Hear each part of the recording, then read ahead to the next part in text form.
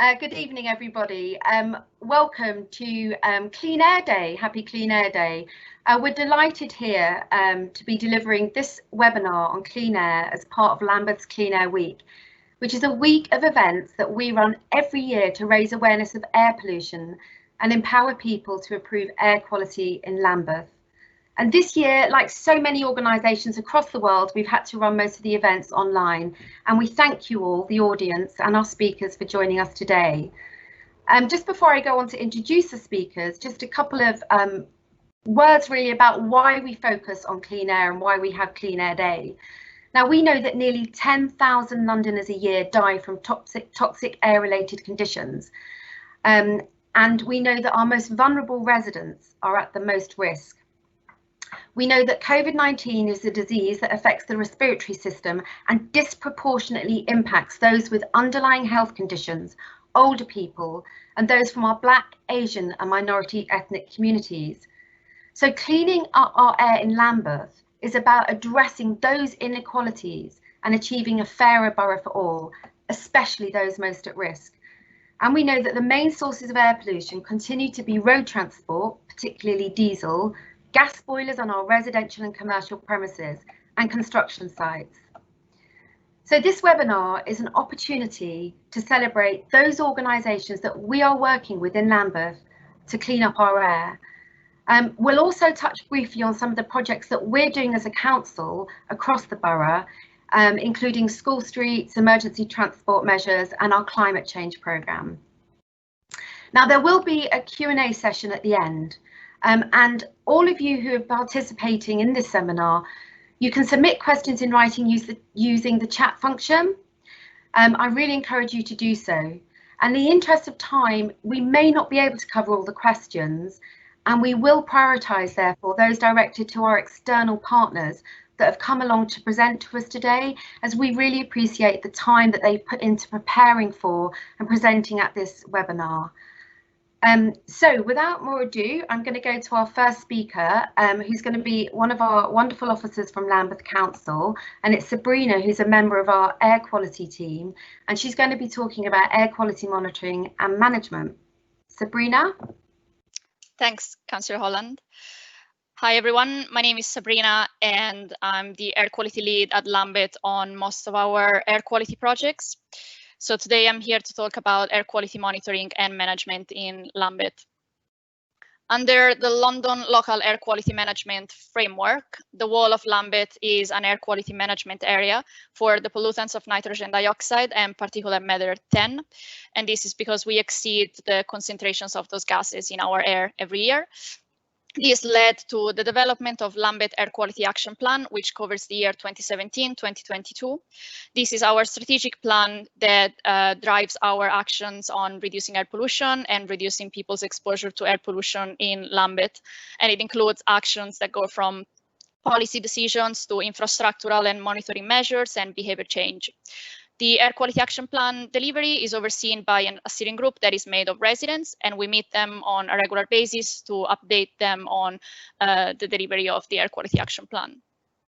I've mentioned that the Wall of Lambeth is an air quality management area for nitrogen dioxide and particulate matter 10, but we have 5 air quality focus areas where the concentrations of these pollutants are particularly high. And these are highlighted in the figure on the left-hand side in red. We strive to focus our resources and projects in these areas in particular, given the high levels of air pollution. On the air quality monitoring side of things, we have 3 air quality monitoring stations that monitor pollution levels continuously in Vauxhall, Brixton and Streatham. And Imperial College London analyze and validate the data from our stations. The data is available 24/7 live from londonair.org website. Apologies, I've just lost my screen. Okay, back again. So apart from the air quality monitoring stations, we have over 120 diffusion tubes to monitor nitrogen dioxide levels at a very localized level. The locations of the diffusion tubes, you can see them pictured on the figure at the bottom, are chosen based on existing or future projects that we will deliver in these areas, as well as on the presence of schools, care homes, hospitals, and our air quality focus areas. We partnered with a cargo bike company to change the diffusion tubes every month using cargo bikes, so the changeover is actually emission-free. Among the projects that we support are green screens, the installation of green screens in schools to minimize the kids' exposure to the air pollution coming from the roads nearby. We also support the air quality monitoring of school streets, and we review planning applications for projects that have an impact on air quality. Just recently, we started working on assessing the air quality impact of traffic interventions delivered during COVID. So the way it works is we are working on designing a baseline pre-interventions for nitrogen dioxide and particulate matter 10.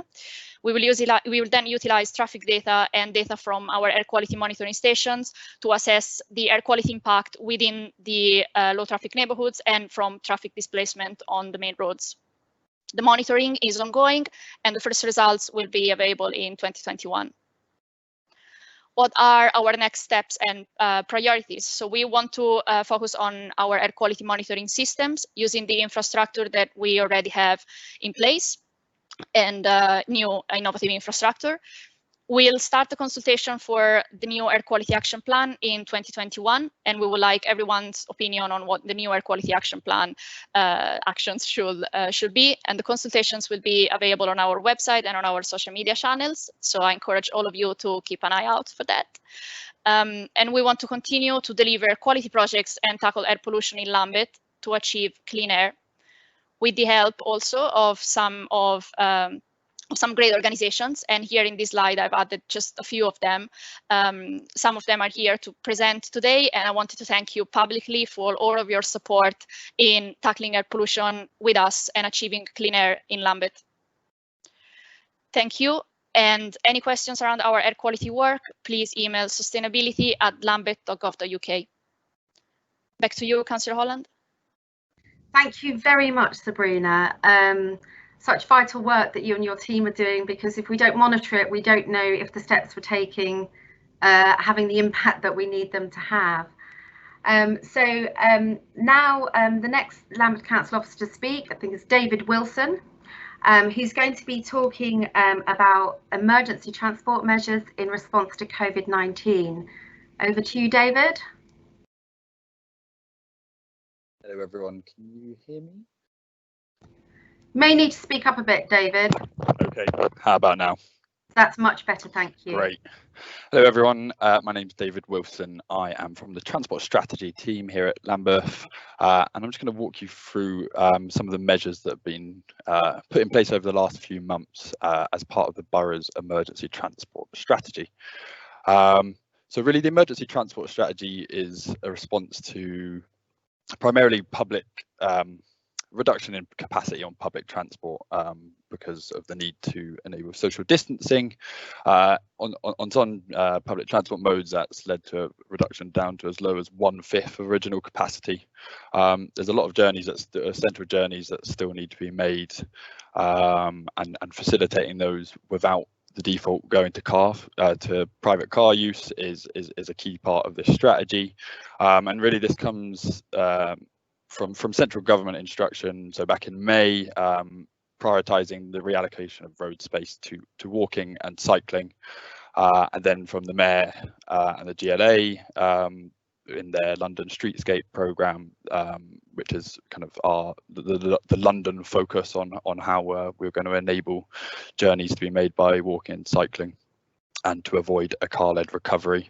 And then from that, we built the emergency transport response, which focuses on a few kind of key areas, which you can see listed here, which is pavement widening, low traffic neighbourhood schemes, which I'll go into some detail on, healthy routes, which are kind of key strategic walking and cycling routes, and then school streets, which colleague Joe will be touching on shortly.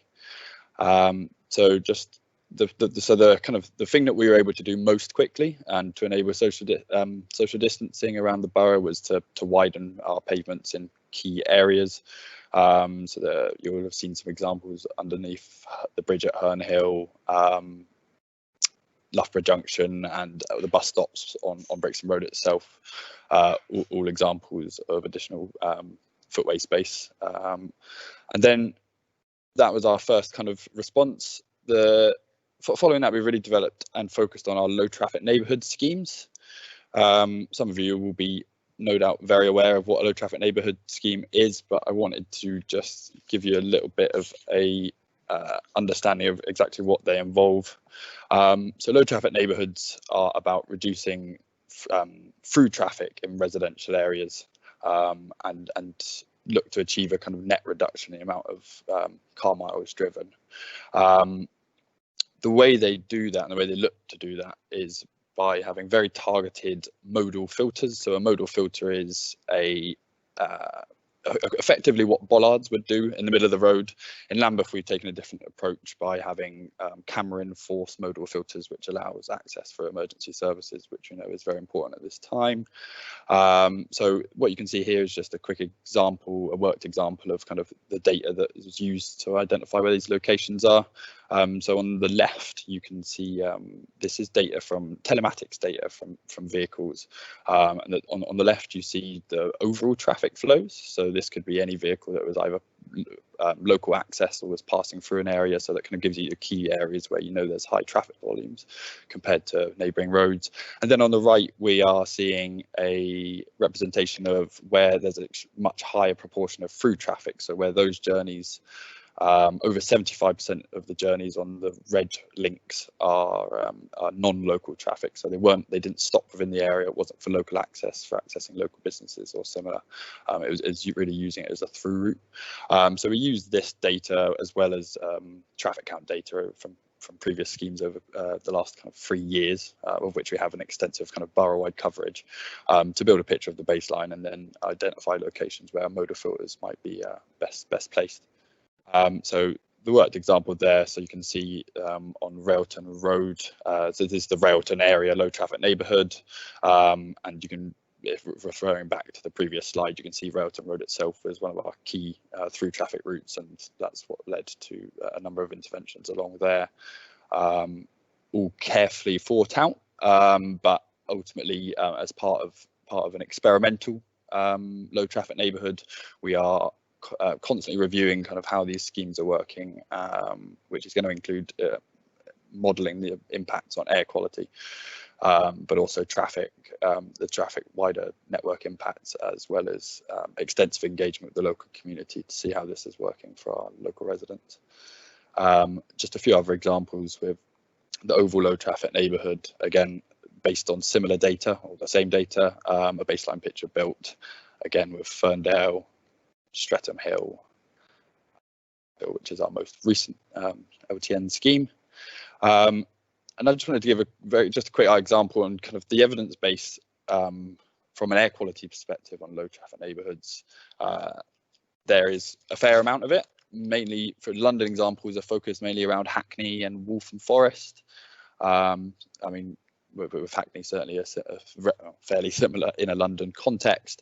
And here we can see that where so on the left we have a graphic showing the relevant exposure to in this case nitrous dioxide, and that's, you can see that the distribution of those pollutants is very broad, and that's encroaching into residential areas, and then following the implementation of the low traffic neighbourhood schemes is more focused and is basically for the most part removed due to the much lower flows within the low traffic neighbourhood area.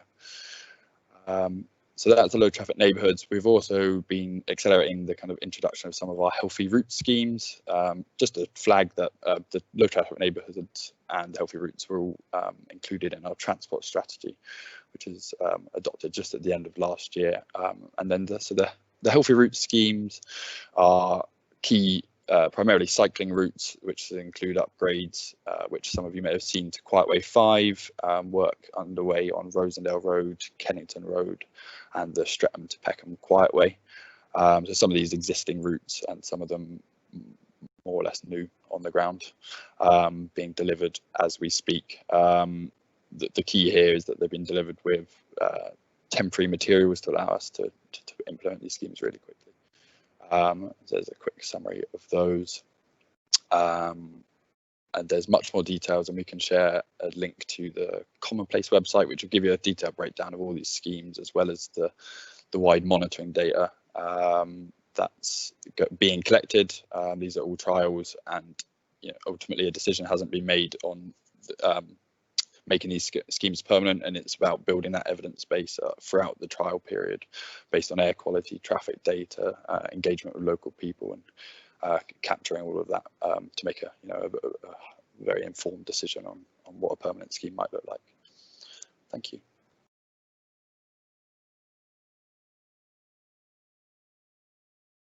Hi, thank you. Thank you very much. No, am I on? Thank you very much, David. That was a very helpful overview and whiz through. Thank you. We're now going to go on to talk about Lambeth School Streets programme, and I'm delighted to introduce Joe, who's a member of our active travel team here at Lambeth. Joe, I can see that you're there, I think. Hello, yes, so my name's Joe. I've been working on the School Streets scheme in Lambeth. I'm talk to you today about what school streets are, why we've implemented them, our plan for school streets going forward, and also how to have your say as well. So what are school streets? School streets are temporary road closures at drop-off and pick-up times outside of the school gates, which restrict vehicle access in the immediate vicinity of the school, and they operate during term time weekdays only. So why school streets? So school streets reduce road danger to school children. They create safer and more pleasant environments for our children outside of the schools, less congestion at the school gates, and the plan is to really encourage walking, cycling and scooting to school, and empower healthy lifestyles and long-term behaviour change as well for children when coming to school in the morning. But also by removing vehicles outside of the school gates, we're going to improve the air quality as well. And in terms of TfL, street space context to aid social distancing too.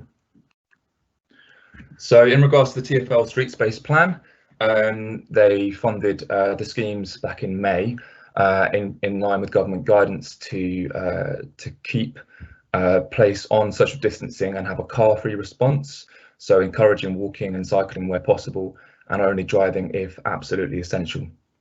And there have been over 400 new school street schemes funded by TfL since May 2020. In terms of air quality, half of London's emissions come from road transport, and the school run makes up more than a quarter of the weekday morning traffic. A lot of those journeys are less than 1 kilometre. So we're working with the GLA to provide Breathe London monitors outside of our school streets. There are 18 schools in London that have been given these monitors. In Lambeth we have 8 monitors, 4 at control study schools and 4 at school streets. So we're comparing the air quality at the gates of 4 of our school streets with 4 control study schools between those, and all of that data is available online for us to see as well. In terms of how they operate, so the closure points themselves, you can see the traffic signs which show where and when the vehicle restrictions apply. And the only people that are exempt to enter the zones would be residents, blue badge holders and emergency vehicles. Vehicles that are already parked in the zone can leave at any time. And currently we have 2 school streets that are implemented on a permanent basis in Lambeth, Jessop's Primary School and Emmanuel St Andrews as well. And with the opportunity given to us by the TfL Street Space scheme, we've implemented 14 emergency school streets, and we're working on 6 more, so that will be 20 in total, and 22 school streets across the borough. So the school deploy temporary barriers in the morning and afternoon across the entrance to the road, which is then supported by a road ahead closed for social distancing sign, and also the traffic signs that have been erected at each closure point as well. We're hoping to transition to ANPR going forward, cameras that pick up registration numbers and allow us to kind of work with the schools quite closely around that.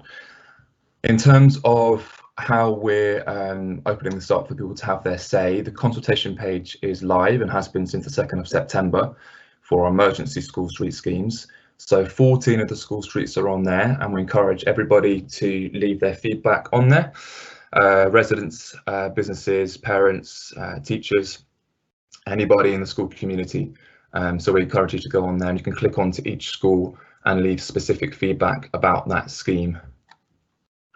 And we have some photographs here of the schemes in action. So essentially we're reclaiming space outside of the schools by extending the pavement into the road, allowing that safe space for children to socially distance in the morning. And we've had really good feedback from the school so far. The pictures here show Walnut Tree Walk, with families congregating outside of the school in the morning and afternoon, picking up their children, dropping off their children, and also using the space to cycle as well. So yeah, any questions about the schemes in general, we encourage any feedback on the consultation page, but also to email us directly at schoolstreets@lambeth.gov.uk as well. Thank you very much. Thank you, Joe. I'm just waiting for your presentation to go down. Thank you very much. Yeah, and thank you for all the work that you're doing to support our schools in getting back to school safely. I know that the work is hugely valued by every school community, so thank you for that. And now I'm going to move on to Kate. Kate works in our climate change team, and she's going to talk about the impact of climate change in Lambeth and our climate change response programme. So Kate, are you there? I'm here, yes.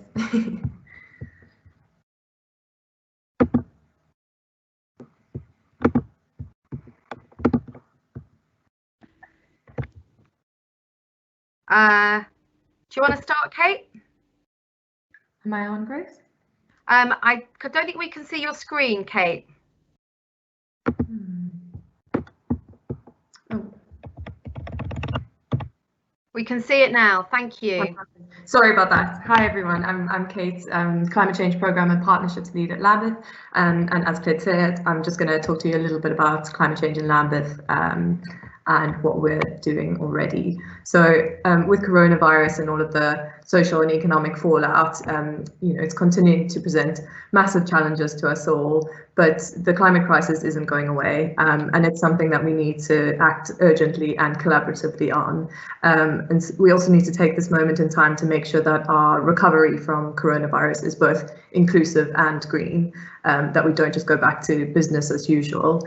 And so we've launched our climate action website, where we're sharing some of the evidence base about impacts of climate change in Lambeth and the causes of it, and starting to gather ideas from our residents and businesses and community and partners about what we can do together to tackle this challenge. I'll come back to it a bit at the end, but the link is there.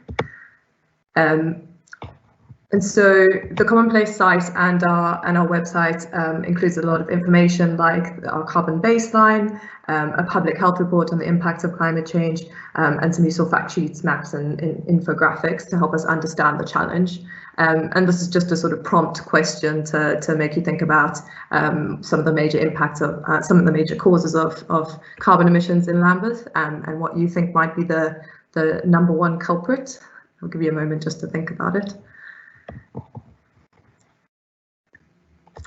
And the answer is homes. So the energy and used to heat and power our homes is the biggest contributor, but we also know that the industrial and commercial sectors, so all of the processes used to produce the goods and services that we consume on a daily basis, as well as our transport sector, are major contributors as well. Looking at the council's emissions and those ones that we have direct control over in our own estate and our own operations, again, housing is a really key contributor, and particularly gas heating is something that we're going to need to decarbonise over the coming decade. In urban areas like Lambeth, where 70% of our residents live in flats, many with limited access to green space, some of the major impacts of climate change, the key risks that we need to be aware of are increased risk of flooding, rising temperatures and heat waves, and an increase in air pollution due to rising temperatures. And we know that obviously air pollution is a major challenge already, and if we don't do something about it, it's set to get even worse. Like with COVID, climate change and other shocks tend to impact the most vulnerable communities disproportionately. And so this is something that we need to be really conscious of and make sure that our climate action recognises this threat and mitigates the risk for our most vulnerable residents in particular. The good news is that a lot of climate action, so things like insulating homes, and tree planting and improving walking and cycling infrastructure can provide many benefits for our local communities and for our local economy, and also for our health and well-being of our residents. So the way that we see our sort of climate program and the way that we can take action together as a borough is sort of how do we provide multiple benefits and make sure that all of our actions are providing multiple benefits. This is an illustration of a really important and incredible conversation that we had with the Lambeth Youth Council earlier this year as the murder of George Floyd and the Black Lives Matter movement sort of came back into attention, and it was just it was really important for us to see the links being drawn by our young people in terms of climate justice and social justice, and the fact that, you know, taking action on these matters, it shouldn't be separated. We need to consider all of these things together, and again that enforces and supports the view of, you know, taking climate action that also brings other benefits to our communities. I don't have a huge amount of time, but I'm just going to quickly give you a run through of some of our climate response program in the council, and clearly decarbonisation and reaching carbon neutral is an outcome that we need to pursue. But at the end of the day, that's a sort of means to an end, and what we're really trying to do is contribute towards the health and well-being and prosperity of our residents. We've broken the sort of challenge down into three main goals. So internally looking at the council's operations and estate and how we get that to be carbon neutral by 2030. And we already have a published corporate carbon reduction plan to get us there, which we will continue to review and update. And then externally, we need to agree and facilitate a borough-wide approach to collectively reaching and tracking our progress towards carbon neutral across the borough. And then finally, we also need to think about those impacts of climate change that, you know, we know our climate is already changing and it's going to continue to change, even if we are successful at reducing emissions. And so we need to start making sure that we're adapting to those changes and making sure that our people and our businesses and our places are able to cope with the impacts of climate change and actually able to thrive if we take the right actions. And so just thinking about our kind of work over the next 12 months, we have a huge amount on the go. These are some of the kind of key areas where we're really looking for kind of collaboration, both from our colleagues in the council and from external kind of partners and communities. And so we unfortunately had to delay our citizens' assembly, which was due to be held this spring due to coronavirus. But we're committed to holding that forum and making sure that we come up with a borough-wide action plan that has very broad buy-in from all of our partners and communities. And then on data and impact measurement, we've published the first baseline of both the borough-wide and the council emissions, but that's only the beginning. We need to get, you know, continue to improve that baseline, improve our data, and work collaboratively again with our partners to make sure that we're all heading in the right direction. And then finally, thinking about, again, this moment in time and building back from coronavirus and how we support a green economic recovery as far as possible, and embed kind of climate education, mitigation, adaptation into the way that all of us work on a daily basis.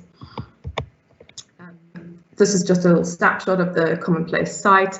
The link is there, and we can share it again afterwards. I really encourage you to go have a look at the site. So we've shared some of the evidence base, we've shared some tips for kind of practical actions for residents and businesses, and really importantly, we're asking people to share their ideas. So what is it that you would like to see? What can we do together? You know, how do we tackle this challenge? And there's a map there which starts to you can plot things yourself, and you can have a look what others have plotted, just to see some of the amazing kind of climate action that's already happening across Lambeth and in our neighbourhoods. Yeah, it's quite brilliant, I think, that map. Thank you, and that's it. If you have any questions about climate change generally, then the sustainability@lambeth.gov.uk email address is the right one. Thank you so much, Kate. There's a bit of feedback on the, is that gone? Yeah, so thank you so much. You know, the climate crisis, you know, it's the huge challenge for us and for future generations. And I know it's just such a complex and broad area, and the work that you and your team are doing at Lambeth Council, I can testament, is like really excellent. So thank you for that. I hope that hearing from our excellent officers and all the different things that they're doing has given people an idea of the breadth of the work that we are doing at Lambeth Council, to not only address the climate change, but part of that, and the focus for today, is about air quality. I'd like now to move on though to our external partners, and you're all very welcome to this webinar, and thank you for your partnership and your working with us. I want to first come to Safinat from the Cross River Partnership. Now, Lambeth has been working for several years with the Cross River Partnership. They're a very valued partner doing excellent work across London, and we've been delivering the Clean Air Villages project with them. So if I can hand over to you, Safinat, now, if you're ready. Thank you, Claire. Just a moment to share my screen. Sure, take your time. We're all used to these virtual days now. All right, just waiting for it to pop up. And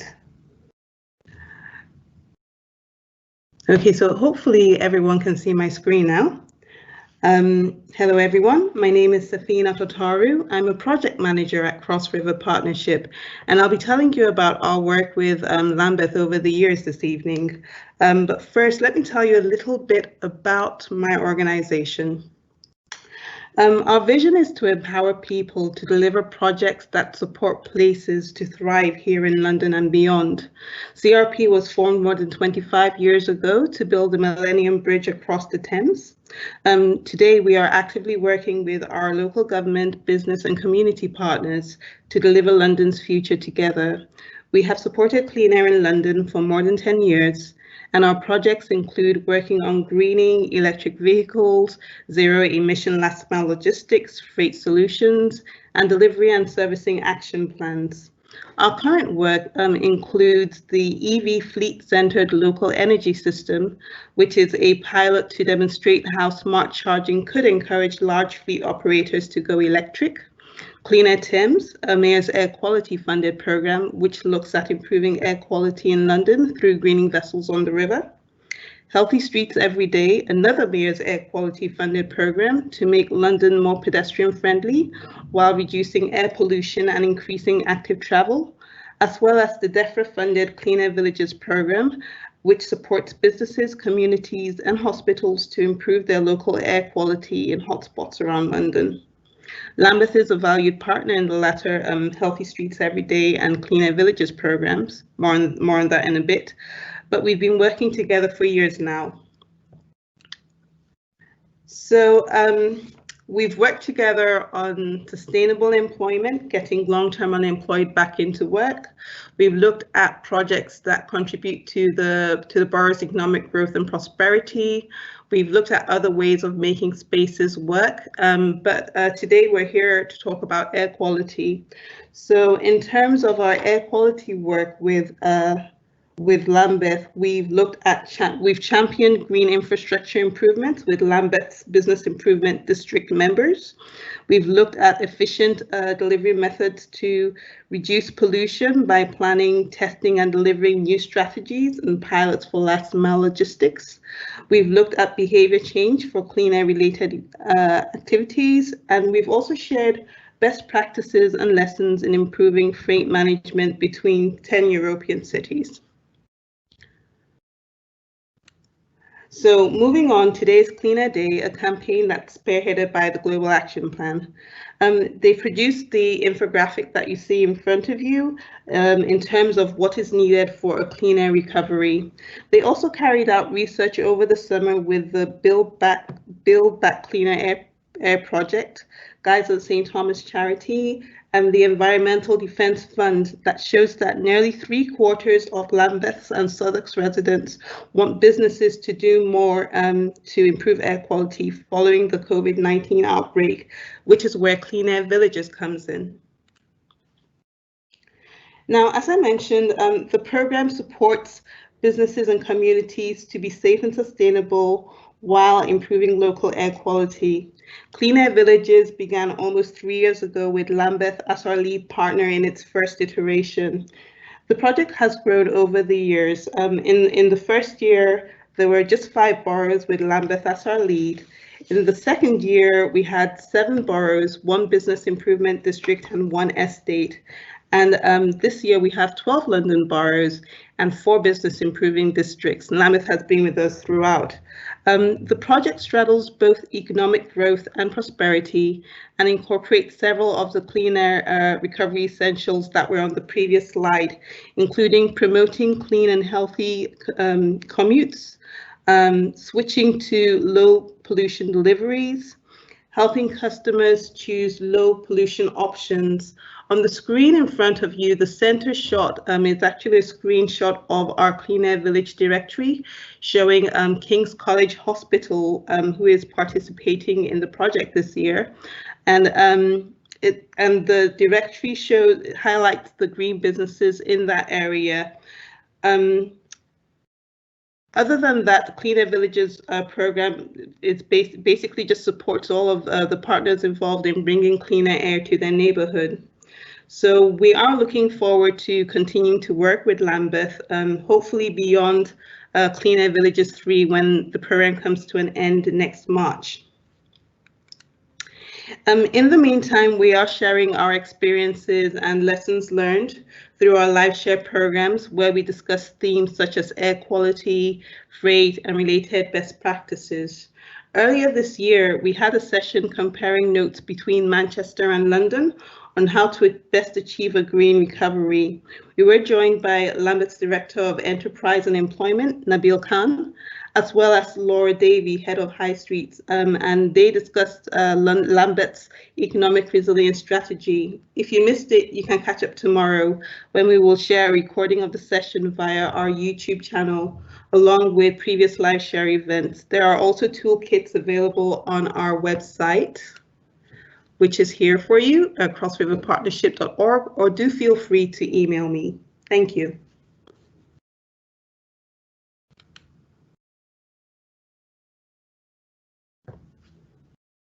Thank you very much, Safina. That was really interesting and very, very good overview.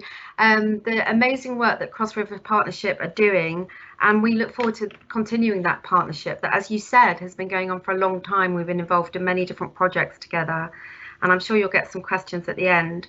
Another partner that we work very closely with is Brixton BID. BID is the Business Improvement District. And I'm delighted to welcome Gianluca from Brixton BID. They've been taking part in the Clean Air Villages project that Safina was just talking about, and they're one of our long-term partners on a whole host of projects around many things, but including clean air. So if I can hand over to you, Gianluca, I hope that, yeah, I can see your presentation's up, and if you want to take it away. Thanks, Claire. Thank you. Well, first of all, thanks again, everyone, to invite us. Thanks to Team Lambeth for also all the hard work that are doing with regards to air quality and the environment in general. So yeah, so my name is Gianluca, and I have the pleasure of leading the Brixton BID. So we are, for those of you who are not familiar with the concept of business improvement districts, so we are a totally not-for-profit organization that is fully funded and led by the local business community. We were established back in January 2014 through a democratic ballot where the majority of the businesses in Brixton have voted in favor of setting up this organization. And we work in close partnership with Lambeth and many other organizations. So far, we have invested an excess of 1.75 million pounds of funds coming from the business community, but also we've been very successful in raising funding from external sources. And of course, we are 100% committed to making Brixton a better place for everyone. The work that we do is pretty much focused on 4 key pillars. One is better business, so creating a better environment for businesses to, of course, run and operate the venues in the town centre. The second one is, of course, to improve safety during the day and night time. Thirdly is also to celebrate Brixton as a distinctive destination. And last but not least is, of course, our commitment to improve the local environment and air quality. And what I'm going to be doing in my time is to simply share some of the key initiatives that we've been running since the start of the bid. They are related to the environment. So first of all, most of you probably are aware of it, but we 3 years ago set up a space called the Brixton Orchard. It's actually on Brixton Road, just opposite the town hall, and we've taken over a new space and actually transformed it in an actual orchard, planting over 35 fruit trees and many other plants. We also run regular volunteering sessions, and the space has really become a urban oasis almost for local residents, but also for visitors. And we're very proud to have done something like that, because of course the location is fundamental for us, because it's on the A23, which is one, unfortunately, very polluted road. The second other scheme that we've introduced, fairly recent, but of course we had to put on hold for a few months due to the lockdown, was the introduction of a coffee cups recycling scheme.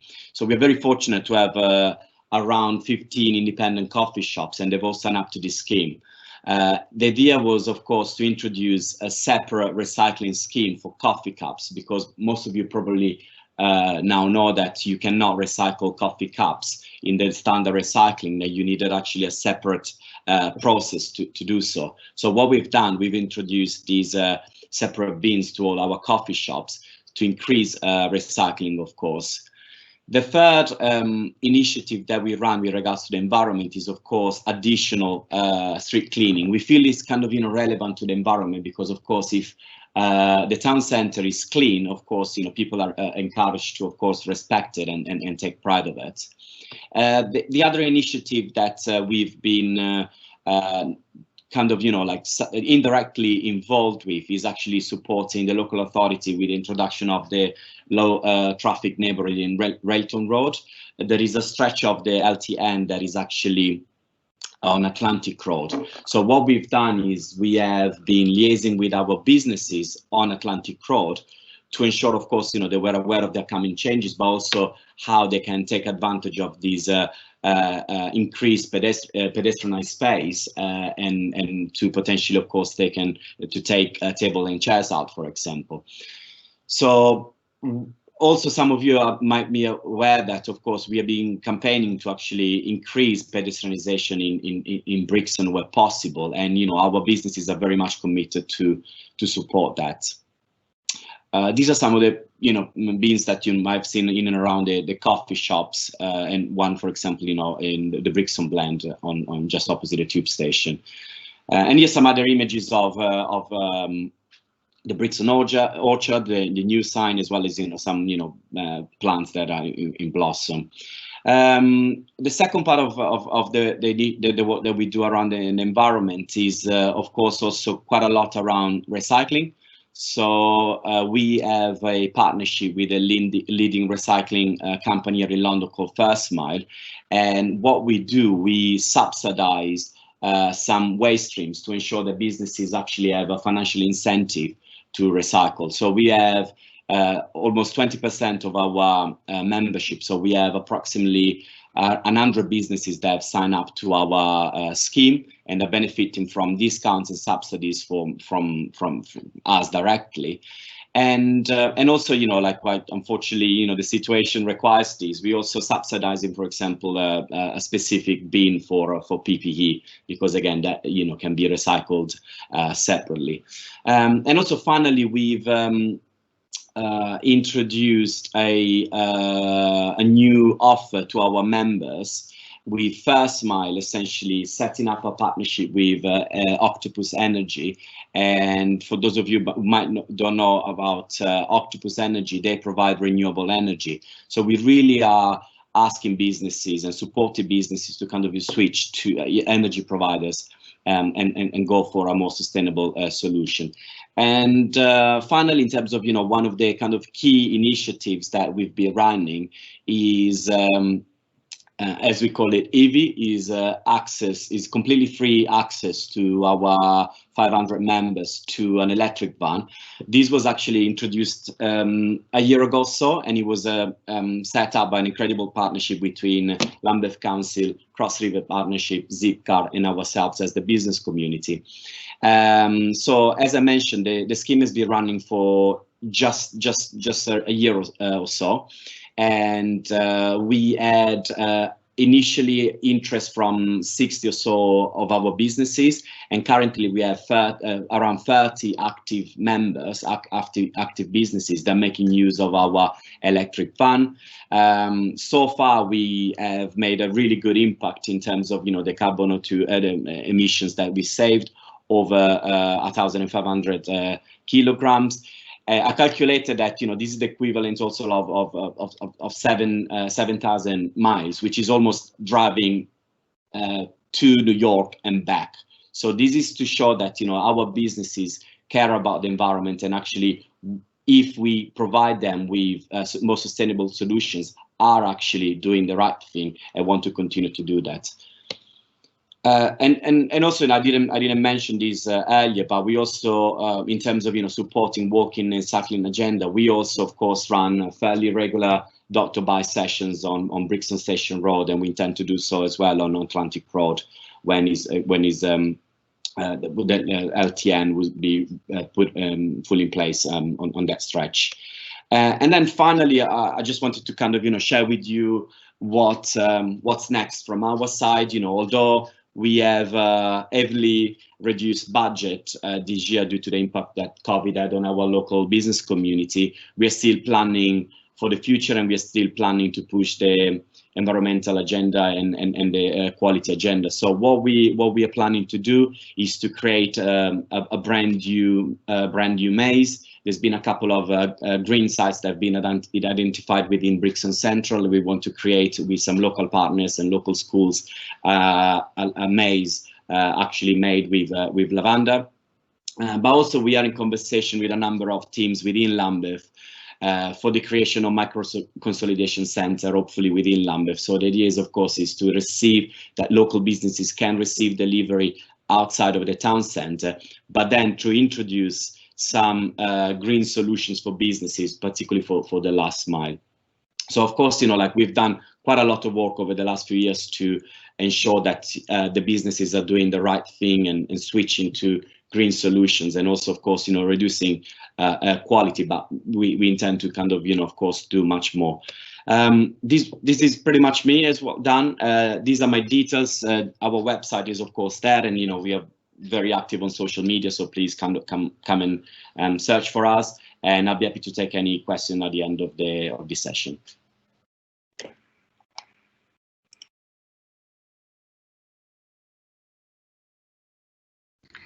Thank you very much, Gianluca. I don't know if I can speak yet. You're trying to close that down, aren't you? Yeah. Great, thank you so much, Gianluca. Yeah, there's so much work that the Brixton BID are doing, not only just to keep our economy going in the most wonderful and iconic town centre, but all the stuff that you're doing around clean air is just amazing. And I love that stat about Evie and the trip to New York. That's brilliant.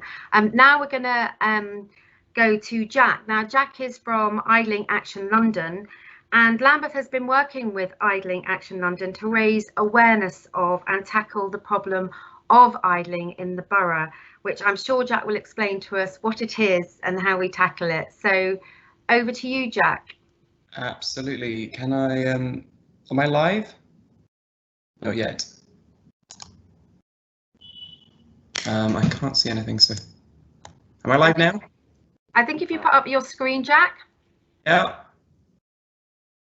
Now? Yeah. Brilliant. Okay, thank you. Hi, everyone, and happy Clean Air Day. So my name's Jack. I'm actually a Lambeth resident, so it's been really great hearing about all of the initiatives that are going on in the borough. I'm going to give a really quick overview of Idling Action London and what we're doing in Lambeth before sharing with you some kind of opportunities for residents and businesses of all types in Lambeth to get involved with some of the project. So we're a Mayor's Air Quality Fund project. It's just two officers. It's myself and someone called Natalie looking after almost all the boroughs in London, and we focus on behaviour change and education. So lots of our project is going out, talking to drivers, talking to kids in schools about pollution and raising that awareness so that people can change their behaviour and kick the habit of idling when you're leaving your engine on when you don't have to. So we work in lots and lots of schools, and why tackle idling? Idling is idling creates invisible air pollution that damages the heart, lungs and brains. When an engine is left running, pollutants quickly build up around and inside the vehicle, and even short-term exposure to these pollutants can affect the body immediately. So the pollutants that are generated by road traffic are very damaging to health, and that's why it's a social justice issue, it's an environmental justice issue. But when you think about places that you see idling vehicles, it's often in very busy locations, places with high footfall, high streets, schools, even hospitals, the types of places you see cars left on. So it's a very visible type of pollution. And as such, it quite rightly generates a lot of complaints from residents.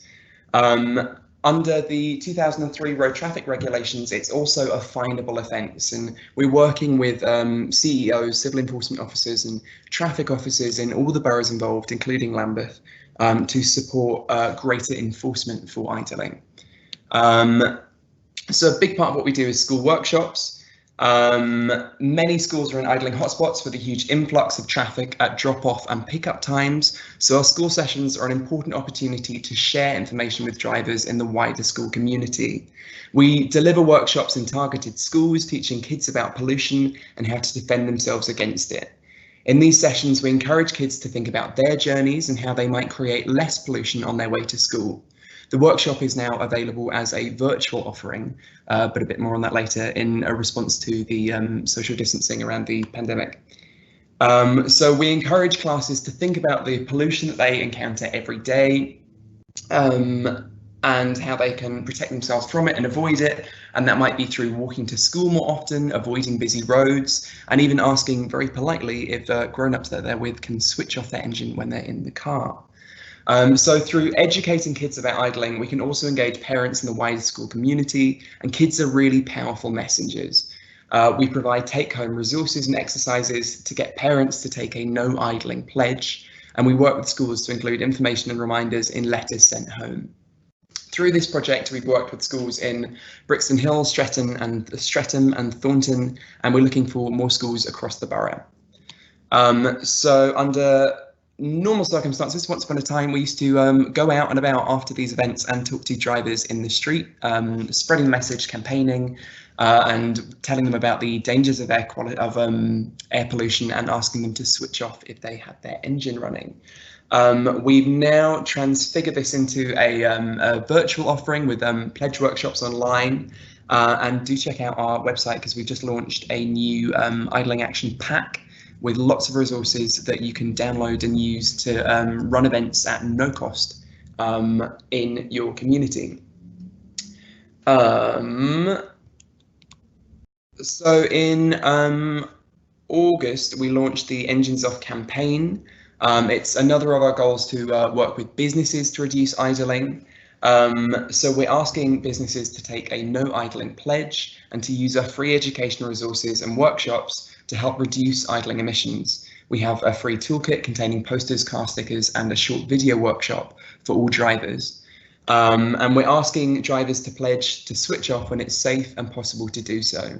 When a vehicle is pulled over at the side of the road or anticipates being stationary for more than 60 seconds, a driver should switch off.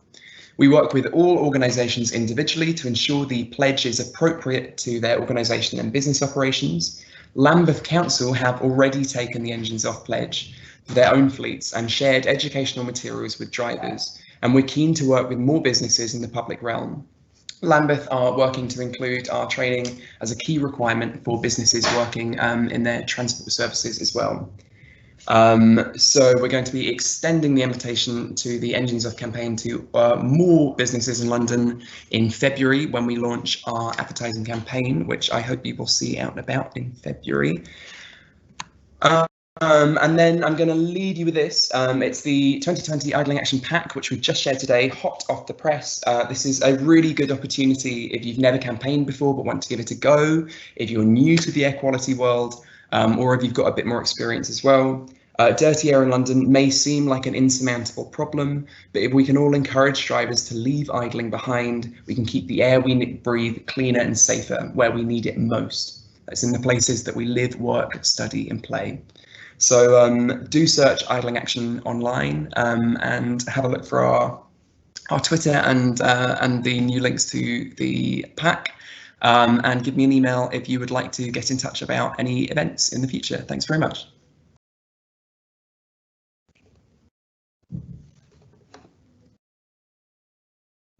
Thank you so much, Jack. That was an incredibly helpful whiz through about idling and what we can do to stop it and clean up our air. And what I love about it is that it's something so simple and that it's within the control of individuals. So that was a really empowering end to your presentation. So thank you for that. I'm now moving swiftly on to Kate. Now, Kate is from Guy's and St Thomas's charity. And one of the aim of Guy's and St Thomas's charity, they have a 10-year plan to tackle the health effects of air pollution, and it's great to have been working alongside them. So I'm really looking forward to this presentation. So Kate, if I could hand over to you, please. Yes, thank you, Claire. Thank you so much for having me today. I think the theme of tonight is partnership, projects and opportunities. So we're at the beginning of a 10-year programme, so I think this is very much opportunities for us to work more closely with Lambeth Council, but also with residents and anyone who really wants to get involved in tackling air pollution across Lambeth and Southwark. So for those of you, am I able to? For those of you who haven't heard of us before, Guy's and St Thomas's charity, we're an independent foundation based in Southwark, and we work across Lambeth and Southwark to tackle the major health challenges that are affecting people living in the two boroughs. But we also hope that by tackling these major health issues here in Lambeth and Southwark, we'll be able to share kind of lessons and that are generalisable across the country. So we've got 4 focus areas. We've been working on a programme around childhood obesity, a programme on multiple long-term conditions for 3 years now. And just this year we launched our health effects of air pollution programme. So we are 6 months into a 10-year programme. And later on this year, we're going to be launching a 4th programme, which is looking at adolescent mental health. And for me, the kind of thread that joins all these different issues together is around health inequalities and how the environment that people are living in shapes their health outcomes. So I thought just before I kind of tell you a bit more about the types of projects that we're beginning to fund, I just wanted to come back to kind of why we think that air pollution is an issue of health inequalities. And Councillor Holland spoke really eloquently about this at the start and about how if we tackle poor air quality, we will make Lambeth a fairer borough for all. But I guess I just wanted to share some of the thinking we've been doing and some of the kind of data that we've been looking at. So on the left-hand side, you'll see a map. This is both of Lambeth and Southwark. But what we did here is we looked at both where are there high levels of air pollution, and that's particulate matter, but also nitrogen dioxide, and where are there high proportions of people who might be more susceptible to the health effects of air pollution. So those people, we mean children, people living with heart and lung conditions, and older people. And when we looked at those two things combined, and we looked at the top quarter of people who'd be areas that are most affected, we see this pattern of red and grey, which you can see on the left. And I think the thing that was really striking for me was how much this aligns with what you'll see in the middle, which is the prevalence of a childhood obesity at year 6, which is one of our other programmes, and what you'll see on the right, which is median household income. So we think that people living in these communities are disproportionately impacted by air pollution, but also disproportionately impacted by other drivers of poor health. So as a foundation that's focused on improving health, reducing health inequalities, these areas and really understanding what can improve air quality for people living in these areas is going to be our priority over the next 10 years. And I guess I just want to briefly say, and I think Jack talked about idling as a social justice issue. You've heard other people, and Kate, talk about environmental justice. But, you know, over the last 6 months, as we've been talking to residents and talking to community groups, we think there's a triple inequality here. So that those most impacted by air pollution are least likely to contribute to it. So they're less likely to own a car or a wood burner. So that kind of those communities that were highlighted on our map, we know that they've got some of the lowest car ownership rates in the whole entire country, but are really impacted by other traffic coming through their neighbourhoods. The second is, as I said in the previous slide, those most impacted by air pollution are more likely to be negatively impacted by other determinants of health, whether that's unemployment, low income, or systemic racism. And then the third is that our evidence suggests that those most impacted by air pollution are less likely to be involved in decisions to improve air pollution. And we've seen this from data across London, where you see that people who do respond to consultations tends to be skewed towards the wealthier parts of boroughs. So we're really interested in just how can we amplify the voices of people who are living in communities and disproportionately impacted by air pollution. How can we really understand what would work for them and what it really feels like to be living in those areas. So I thought I'd give you a little snapshot of some of the projects that we're already supporting, but very much this is the beginning of this programme for us, so we're really keen to hear ideas. So one project that we've been really excited to get going with Lambeth Council in partnership is a Clean Air Schools programme, which is going to be run by Global Action Plan and the University of Surrey in partnership with Arup. And this is going to really build on the work that the Mayor of London has done on school air quality audits. But we're making funding available to support 5 schools in Lambeth to make changes to reduce children's exposure to air pollution. And importantly for us to evaluate the impact of those changes. So to really understand, can we reduce children's exposure to air pollution and what works, and try and build that evidence base so that other schools can learn from it. The second piece of work, which we're just kicking off now, and I'm really excited about, is a project with the Social Innovation Partnership. And this is working with peer researchers, so researchers who are recruited from and trained from the communities that we're most concerned about. And we really want to understand how the issue of air pollution resonates with underrepresented communities. So there's a bit of a kind of stereotype that air pollution is a middle class issue, that you know, that poorer communities don't care about it. But we think this is a myth, and we really want to understand how we can best work with these communities so to tackle air pollution together. The third project, which is actually with Southwark Council, but we really hope that the kind of findings from this project will be replicable and relevant to Lambeth, is around redesigning air text. So I don't know if people have heard of it, but AirText is an alert system which alerts people when there's a high air pollution episode. So in the summer, we had a couple of high episodes of both particulate matter and ozone, and it's aimed at people who might have a comorbidity, so who might have asthma or COPD, but also it can be really useful for older people or children. So we're working with Southwark Council to understand how tools like AirText could best support people, because even though it's a useful tool, we see that take-up of it is really low at the moment. So I think there are only 300 and something people signed up to it across Southwark out of a population of 300,000. So we want to understand what would make it really work for people. And the last project that I want to share is just getting going as well, but we have funded a role with our partner hospitals, Guy's and St Thomas's Trust, a new air quality manager role, which is really about supporting those local hospitals to make changes to reduce local air pollution and to engage their staff in that issue.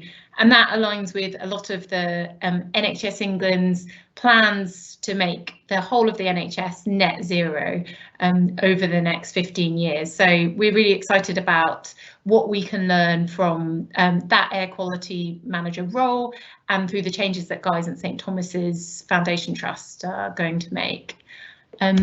So that's a little quick snapshot. We're really keen to hear people's ideas on how we can improve air quality. So we've got a page on our website called Share Your Idea. I'm on Twitter. You can find my email on our website as well. So I really encourage you to get in touch, whether you're a small organisation, an individual. Yeah, we're really keen to develop new partnerships over the next few months. Thank you.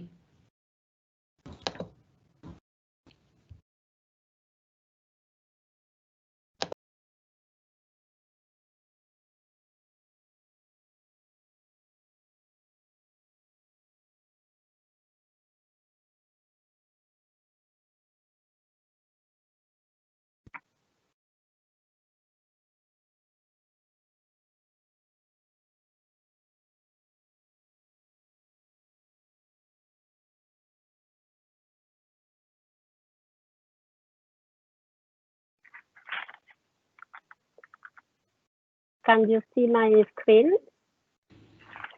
Hello, sorry, can you hear me? Yes. Huge apologies. I keep getting kicked off. So I do apologise. There's obviously a gremlin in my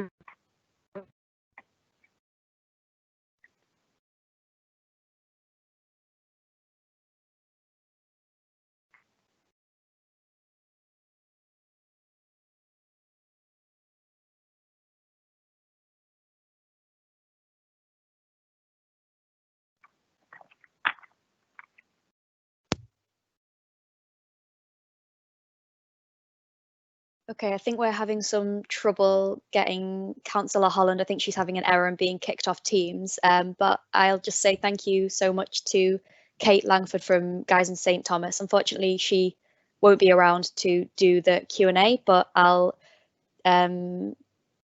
because she has to go early. But I think Councillor Holland is now back, so I'll just send her back to you.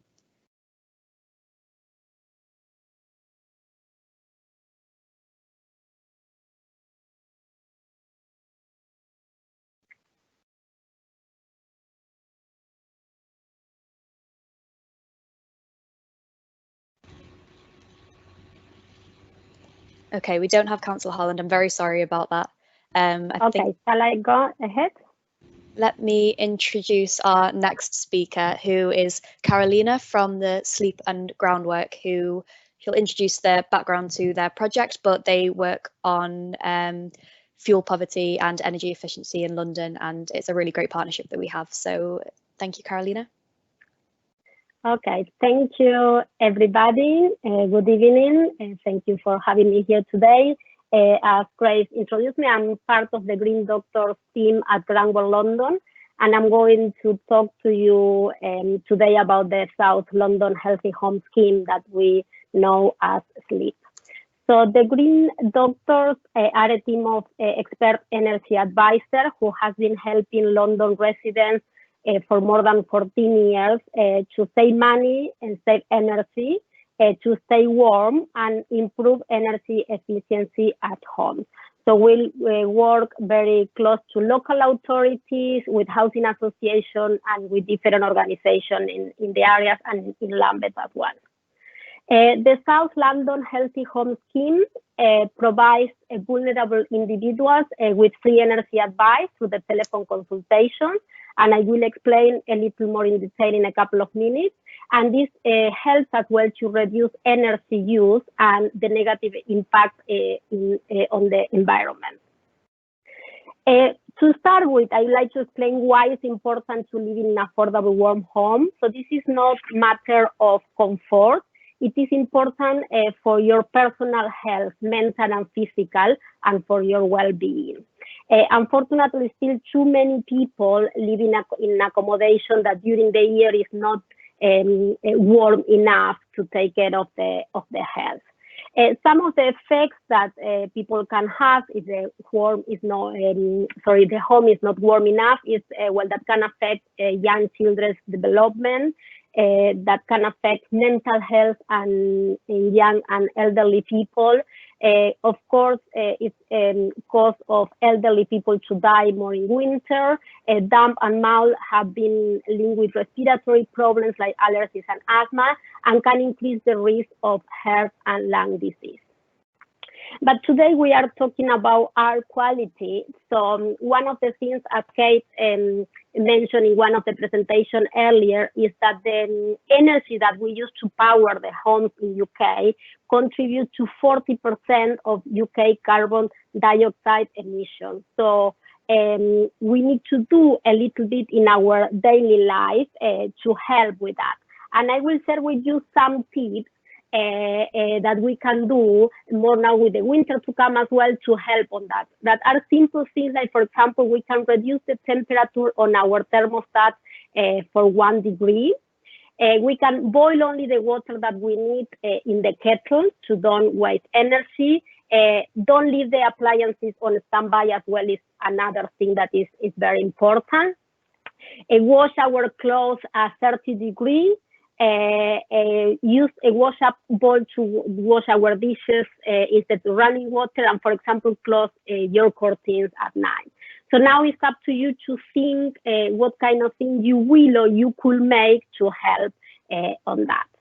So there is a help available and regarding with electricity, gas, and water. So the Green Doctors, like I said before, is our expert energy advisor, and I can help eligible residents with free phone consultations. At the moment, we stop during the current situation. We stop the home visits, and we are conducting phone consultations.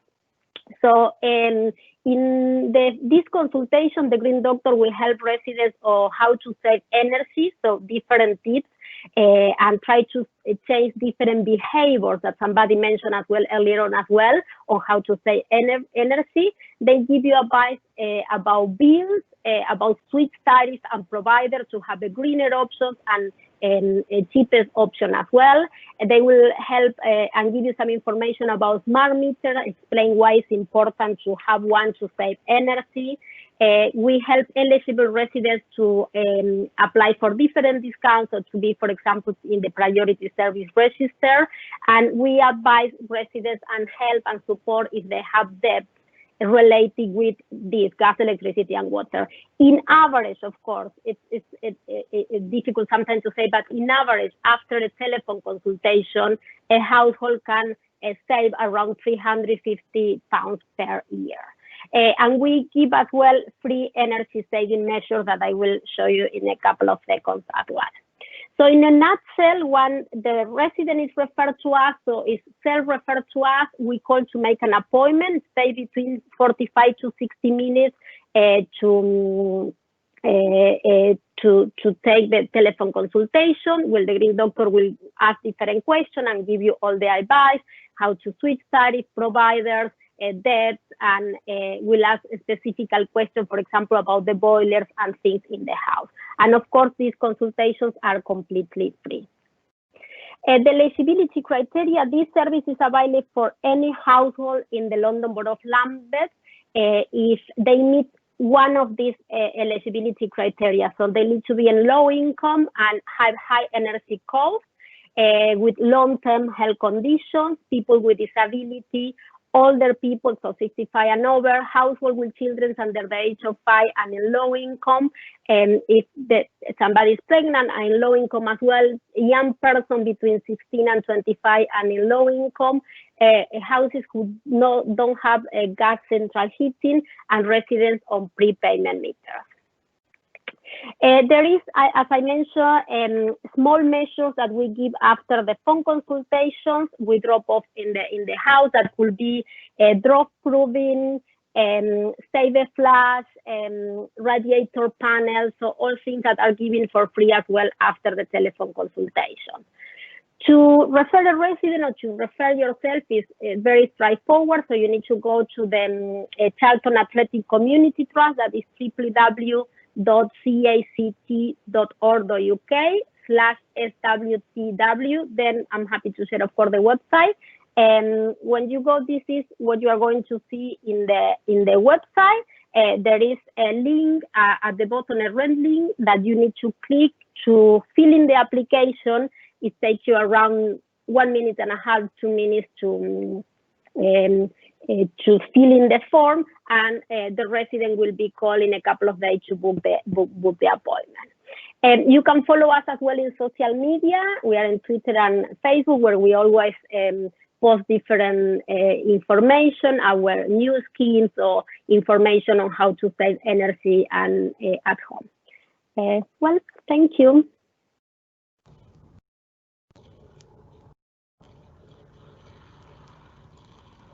Thank you. Okay, thank you so much, Carolina. I'm sorry I missed the very beginning of your presentation, but I did see the rest of it, and thank you for the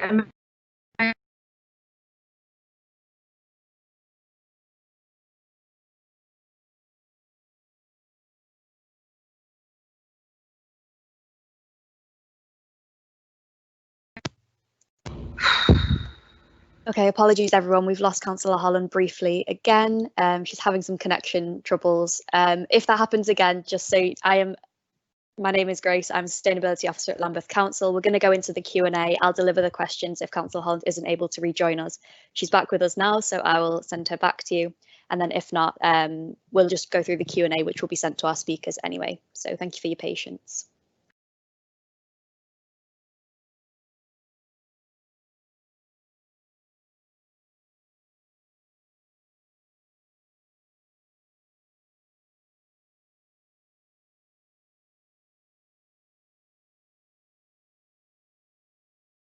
Okay, apologies everyone. I think we'll just jump straight into the Q&A, but first I'd like to thank all of our speakers all our external partners and Lambeth staff who've spoken about all of the amazing air quality work that they're doing across the borough. I think it's really inspiring to see such amazing awareness raising and impactful project delivery work going on. So thank you also for everyone who's attended and for sending all the questions. We'll just go through the questions in order.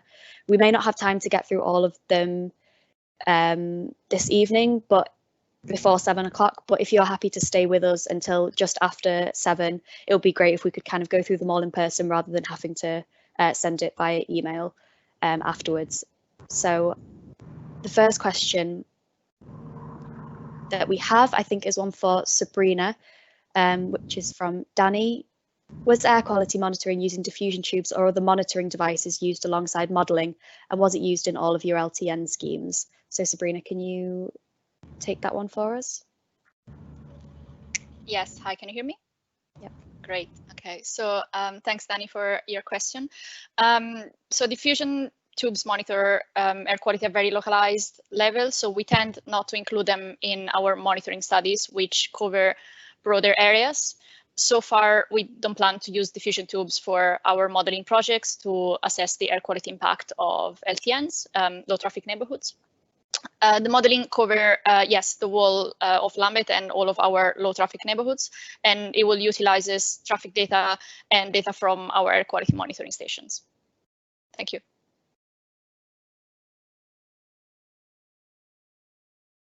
Okay, thank you, Sabrina.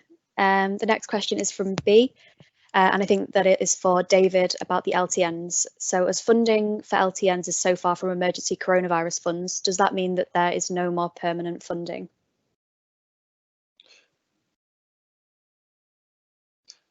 Can you guys hear me?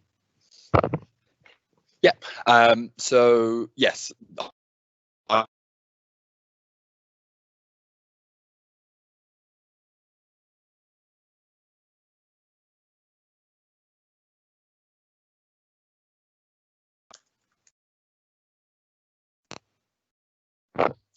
Hello. Hi, yep, got you. Am I back? Yeah, you are. Sorry about that, guys.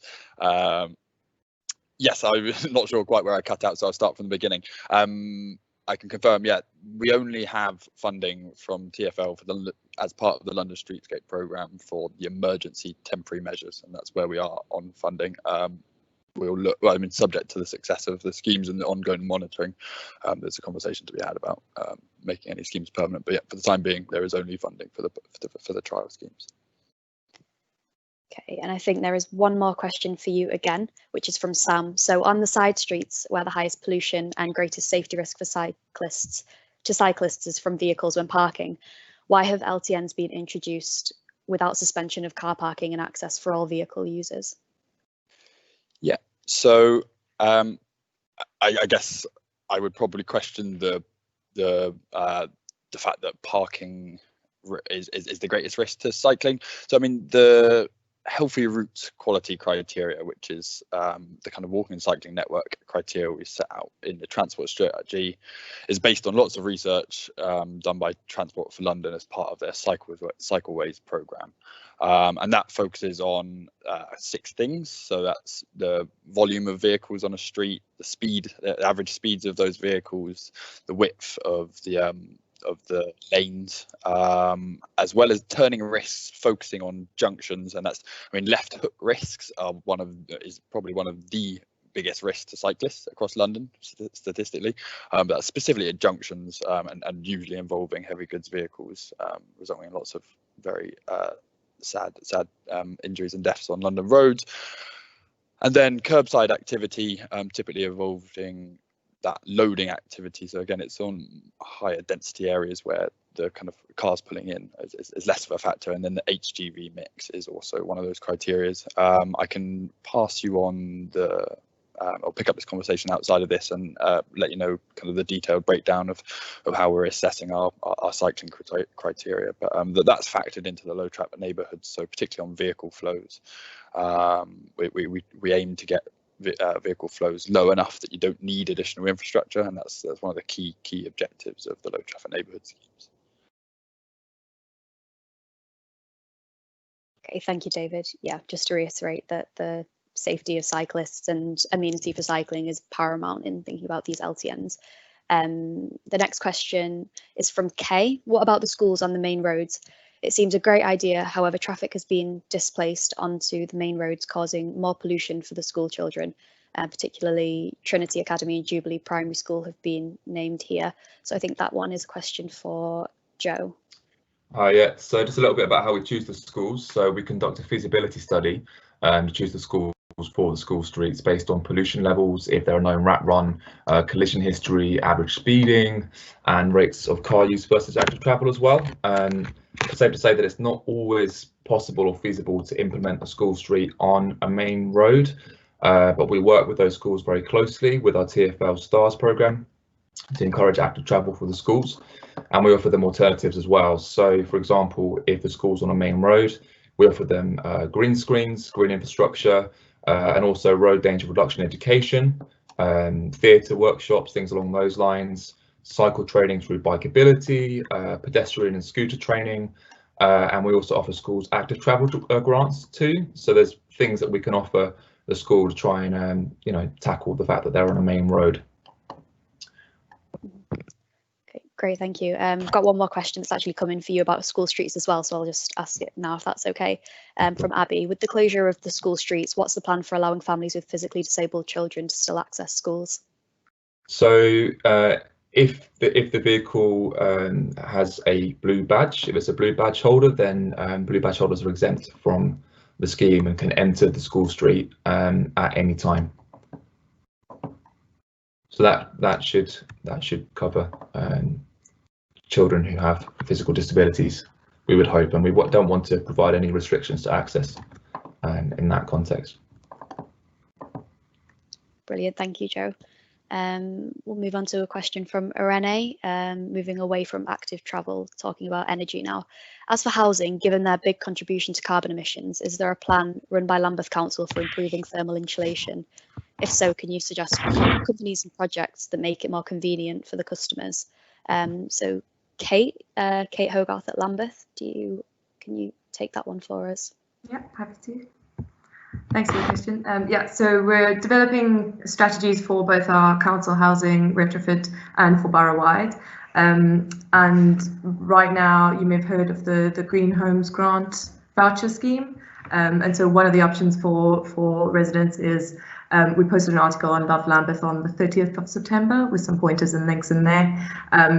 One of the ways to get advice about the measures that you could undertake and some of the grants and other support available is to take a look at the Simple Energy Advice Service, which is a government endorsed website. So that's simpleenergyadvice.org.uk.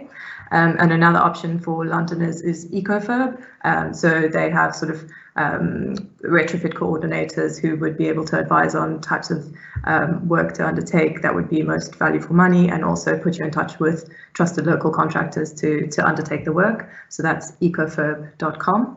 And then, of course, we heard from Carolina earlier about the Green Doctors and South London Healthy Homes scheme. So if residents meet those eligibility criteria, that's another option.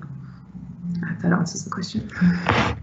Brilliant, yeah. See, there's a huge range of options there. Potentially, if you've got time just before the end of the webinar, Kate, if you could find those links and just share them in the chat for people in case they're interested in following up on the Love Lambeth article about the Green Homes Grant and EcoFurb as well. Mm-hmm. We've got a question from Guy, which is for Jack about idling. So when queuing for a traffic light, is there an interval within which the starting and restarting of the car generates greater pollution than leaving the engine running? Is there any data or research on this? Hi, yes, very good question. And it's something that I realised I maybe, hi, I've just realised I've just been made live. Hi, sorry, very good question.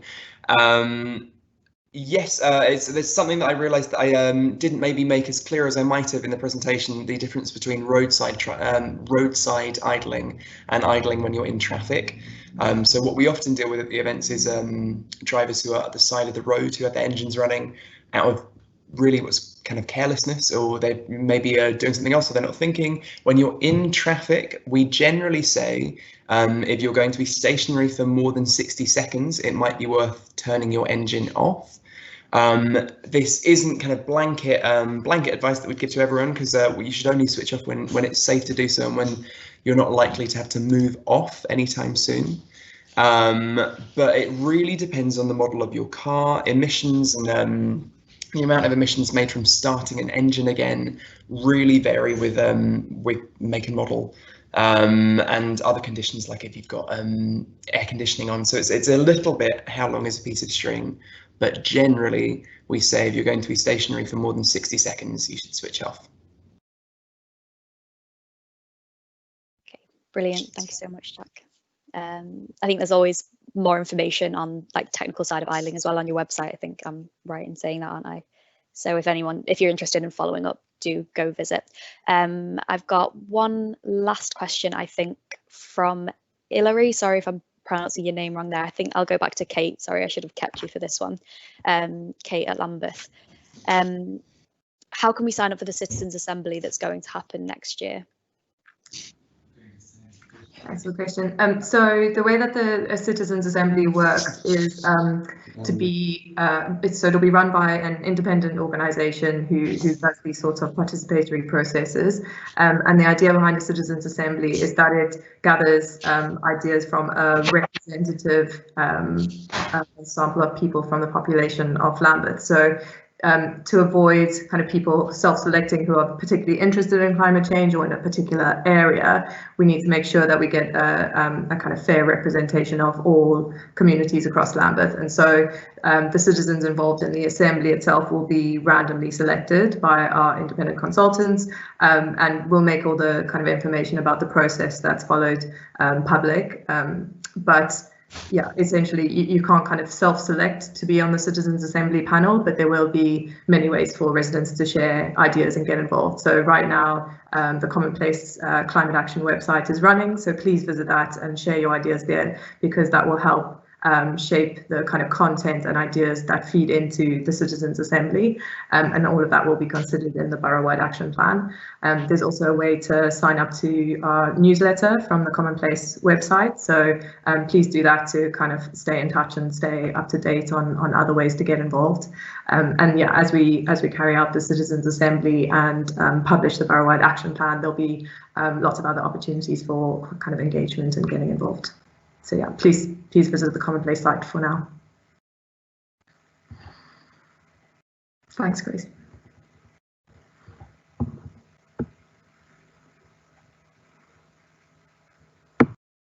Okay, so we did just about manage to get through all of those questions almost within our time. I'm trying to see whether we have Councillor Holland back, just to sort of say goodbye to you, say thank you to all of our speakers.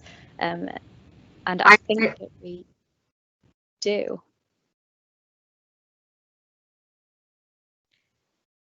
No, I think she is on and off, unfortunately. Okay, well, we've reached the end anyway, so I'll just take this opportunity to say thank you so much to everyone who's spoken, both the Lambeth staff and the external partners, and to reiterate that we have some such brilliant work going on around air quality in the borough, and I want to say thank you so much for everyone, all of you in the public, for attending as well, because it really is such a huge part of the work that we do, engagement from our residents, and we want to be able to demonstrate that the work that we do kind of gets everyone involved. It's a really collaborative effort, and so it's great to see so many people engaged.